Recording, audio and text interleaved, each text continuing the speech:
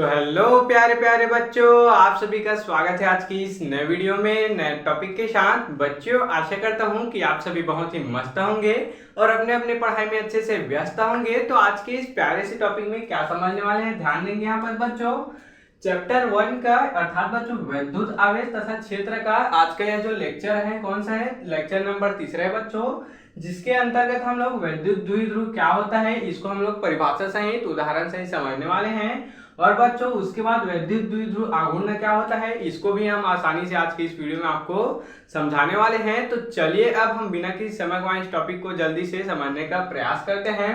यह टॉपिक बड़ा इंपॉर्टेंट होने वाला है क्योंकि बच्चों ये जो टॉपिक है आपके बोर्ड एग्जाम में 3 नंबर में जरूर से पूछ लिया जाता है। विद्युत द्विध्रुव आघूर्ण क्या होता है, इसका मात्रक क्या होता है, इसका सूत्र, तो उसको हम आज की इस वीडियो में संपूर्ण जानकारी आपको देने वाले हैं। तो चलिए सबसे पहले चैप्टर नंबर 1 का यह कौन सा है, लेक्चर नंबर 3 है। तो सबसे पहले विद्युत द्विध्रुव क्या होता है इसको समझने का प्रयास करेंगे।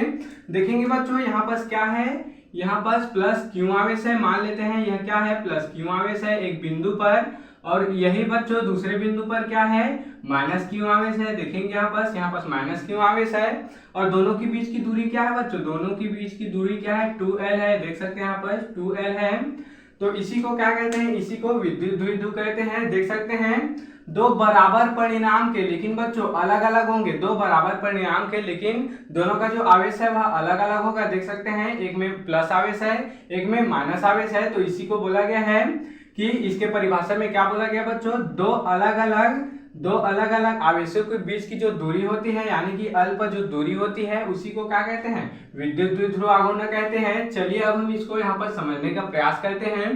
तो देखेंगे यदि दो बराबर परिमाण के, देख सकते हैं बच्चों दोनों का जो परिमाण है वह बराबर है किंतु बच्चों जो आवेश है वह अलग अलग है। देख सकते हैं बच्चों यदि दो बराबर परिणाम और विजातीय आवेश बच्चों यानी कि अपोजिट आवेश, यहाँ प्लस होगा तो यहाँ माइनस होगा, उसी को बोला गया है दो बराबर परिणाम और विजातीय आवेश एक दूसरे से बहुत अल्प दूरी पर, देख सकते हैं एक दूसरे से बहुत अल्प दूरी पर स्थित हो तो इसी निकाय को क्या कहते थे बच्चों, इसी निकाय को विद्युत द्विध्रुव कहते हैं। देख सकते हैं यहाँ पर दो बराबर परिणाम के आवेश है जो कि अलग अलग है यानी कि विजातीय हैं, और ये दोनों अल्प दूरी पर स्थित हैं, 2L दूरी पर स्थित हैं। तो इसी निकाय को क्या कहेंगे, इसी निकाय को विद्युत द्विध्रुव कहेंगे। देख सकते हैं। तो चलिए अब हम बच्चों विद्युत द्विध्रुव को समझ चुके हैं, अब समझते हैं कि विद्युत द्विध्रुव आघूर्ण आखिर क्या होता है, इसको समझने का यहाँ पर प्रयास जरूर से करते हैं। तो देख सकते हैं बच्चों इन दोनों आवेशों में से कोई एक आवेश, देख सकते हैं जिसका परिभाषा समझने का प्रयास करेंगे, उसके बाद इसका परिभाषा समझेंगे, इसका मात्रक लिखेंगे। तो यहाँ पर समझेंगे दोनों आवेशों में से कोई एक आवेश और बच्चों इनके बीच की जो दूरी का जो गुणनफल होता है उसी को क्या कहते हैं, उसी को विद्युत द्विध्रुव आघूर्ण कहते हैं। चलिए परिभाषा से ही समझने का प्रयास करते हैं। दोनों आवेशों में से कोई एक आवेश बच्चों देख सकते हैं दोनों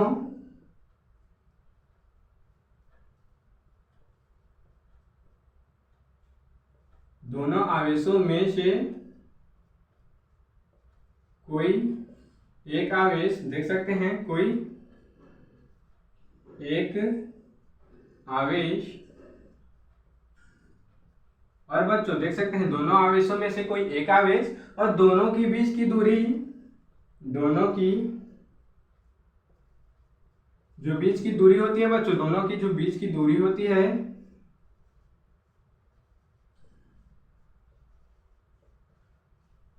दोनों की बीच की दूरी के गुणनफल को, क्या कहते हैं बच्चों, विद्युत द्विध्रुव आघूर्ण कहते हैं। दोनों के बीच की दूरी के गुणनफल को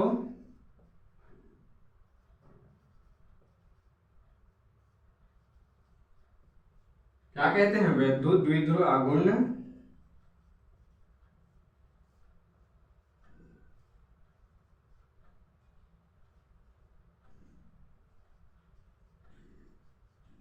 विद्युत द्विध्रुव आघूर्ण कहते हैं। देख सकते हैं ये क्या हो गया बच्चों, ये हो गया इसका परिभाषा। देख सकते हैं विद्युत द्विध्रुव आघूर्ण क्या होता है, तो दोनों आवेशों में से कोई एक आवेश और इनके बीच की दूरी का गुणनफल ही क्या होता है बच्चों, इसी को क्या कहते हैं, विद्युत द्विध्रुव कहते हैं। जिसको किसके द्वारा दर्शाते हैं, इसको P के द्वारा पी से इसको क्या कहते हैं बच्चों, पी से इसको दर्शाते हैं, देख सकते हैं पी से इसको क्या कर देते हैं, पी से प्रदर्शित करते हैं।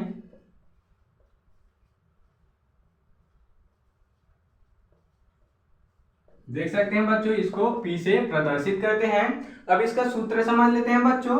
सूत्र क्या है, विद्युत द्विध्रुव आघूर्ण का इसको पी से प्रदर्शित करते हैं, तो यहाँ पी हो गया बराबर में क्या हो गया बच्चों, दोनों आवेशों में से कोई एक आवेश यानी कि बच्चों क्यू आवेश, देख सकते हैं के गुणनफल को, के बच्चों गुणनफल को, अर्थात यहाँ पर क्या होगा, गुणा का चिन्ह होगा। क्या बोला गया बच्चों, दोनों आवेशों में से कोई एक आवेश, अर्थात दोनों आवेशों में से कोई एक आवेश क्यों हो गया।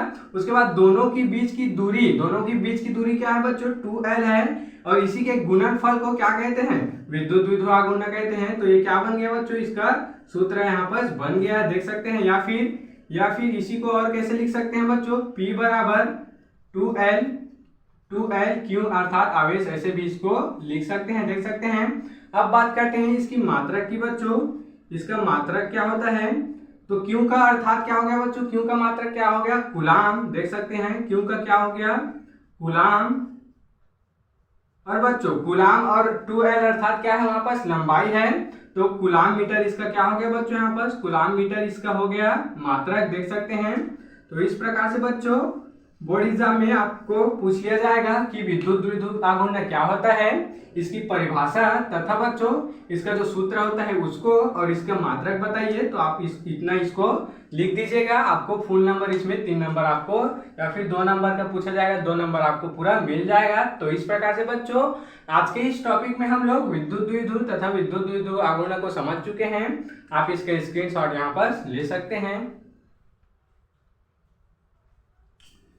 तो बच्चों आशा करता हूं कि यह टॉपिक आपको जरूर से समझ में आया होगा, और ऐसे ही और इम्पोर्टेंट टॉपिक के लिए मेरे इस चैनल में बने रहिएगा।